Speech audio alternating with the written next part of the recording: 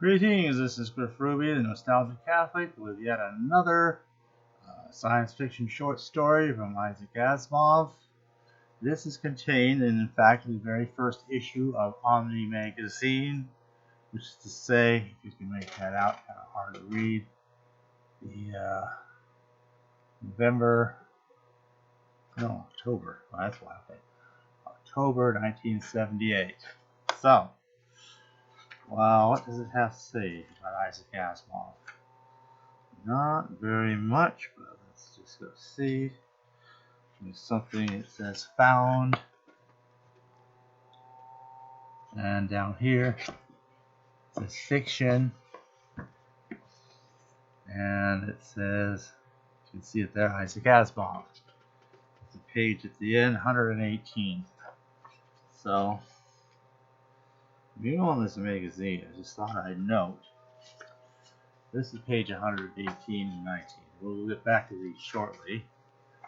Because I was noticing there was a little bit of an article about robots that come before all this. And some of this even makes reference to, well, it's kind of talking a little bit about robots here. And let's see, there, and there. Yeah, big looking machines that they came right out of most of those movies. Very famous movies. I don't know, some of these don't look, like cyborgs in some cases. In the science fiction, it starts talking about let me see, let's get the last picture in. Big picture thing here. Okay. Now it mentions here alright. A touch of order entered robotic circles in 1940 with Asimov's Robbie and Liar. The mechanical men now began to clank about radiating security since they had the laws of robotics stamped into their positronic brains. Asimov gets full credit for these laws, and countless are the writers who had utilized them. And it gives the three laws as they are classically normally reproduced. Okay. Once the robotic threat has been removed, the infinitely varied relationships of robot with man could be explored. And then it moves on to Clifford Seaman. Okay. Now let's go back to the story itself. Now this comes with a rather extraordinary piece of artwork. And I say extraordinary because this weird, creepy looking drawing is a result of H.R. Geiger. He's giving credit right there. It's hard to see. But anyway, very famous painter. Did a lot of his artwork was the basis for a lot of the designs, both for some of the ships, the alien ships anyway, and the alien beings in the Alien movie series. Also the cover of Emerson, Lake and Palmer's famous Brain Salad Surgery album, and other places where he mixes the biological with the mechanical in ways that just are nightmares. And he does it here. Well, there's a little blurb up here, and I will give you the blurb. Found is the title. And it says, thousands of lives were jeopardized by Computer 2's malfunction, so we had to go aloft and set things straight.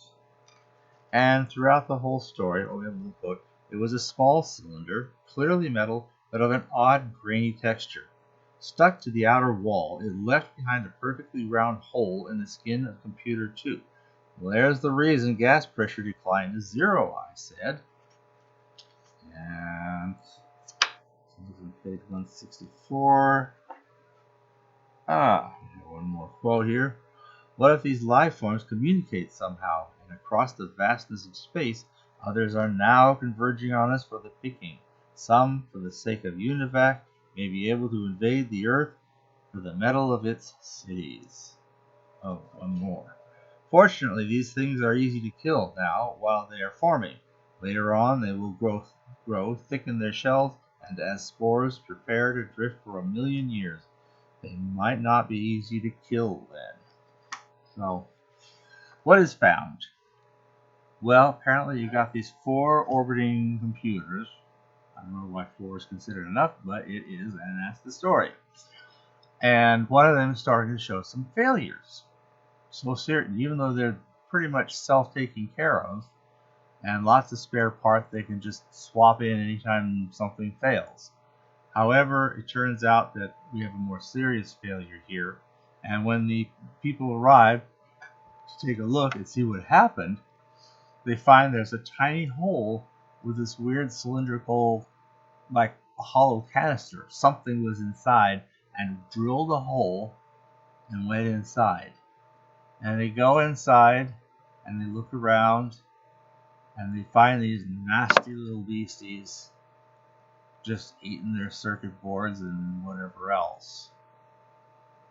And in fact, another one is beginning to fail. Maybe another one of these beasties has found that already. It's like a virus entering a cell, moving in, and then taking the cell's materials as a basis to manufacture copies of itself. And in fact, the one that has gone in through the wall has already manufactured many copies of itself inside a computer thing too. So this is a problem. But what's inside there is a very, very soft, flexible little worm. It almost can just, it's almost like with a texture about as strong as a line of cigarette ash. You just touch it and it goes to pieces. It's very, very weak. At least while they're still weak and moving around inside, you can very easily kill them. But there's lots of them, and they have to kill all of them and stay on, I guess, for however long it takes to be sure that they really got all of them.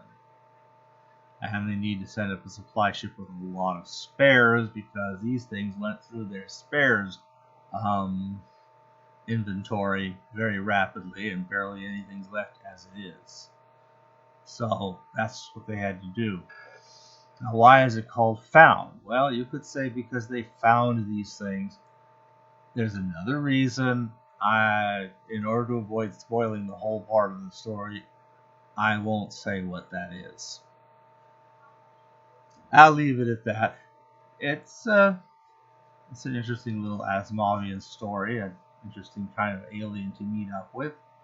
And as one of the little paragraph quotes things, what if these things be capable of communicating with something out yonder, something larger?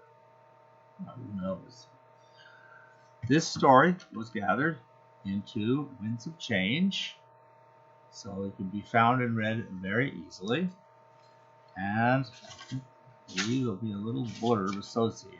Obviously, we don't have Geiger's or anybody else's artwork associated with it in this book.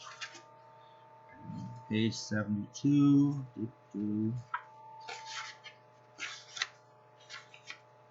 And here we go. Story starts, and here's the blurb. I'll just read the blurb here. In 1978, the Penthouse people were planning to put out a magazine that would feature futurism and science fiction. The magazine was to be called Omni. They asked me for a story for the first issue and offered me generous payment. I was in a quandary. By the terms of my agreement with Joel Davis, the genial publisher of Asimov's magazine, Isaac Asimov's science fiction magazine, I had to give that magazine a refusal on any of my science fiction, which is, after all, only right. So I put it up to Joel, asking if I might have permission to do a science fiction story for Omni this one time, and explaining that if he had said no, it was no, and that would be no argument. As it happens, however, Joel never tries to get in the way of my earning a living. He suggested that Omni give him favorable terms for the one-shot advertisement of Asimov in the magazine, and Omni was perfectly willing. I guess I can go through and look for it, but I didn't. Therefore, with cooperation and good humor all around, I wrote Found, and it appeared in the very first issue. It says November, but it's actually October 1978 of Omni, which has since gone on to score considerable success in the magazine in general. And no, I don't think that was because of my story either. Probably helped a little bit there in the beginning. So there we go. So that's what we have the story. And it's not in any obvious place that I'm finding as I just go through here hastily, but probably somewhere in here will be some kind of a plug for Isaac Asimov's science fiction magazine. But I'm not going to look for it now. Oh well. Anyway, there it is. Found by Isaac Asimov. Thanks for listening.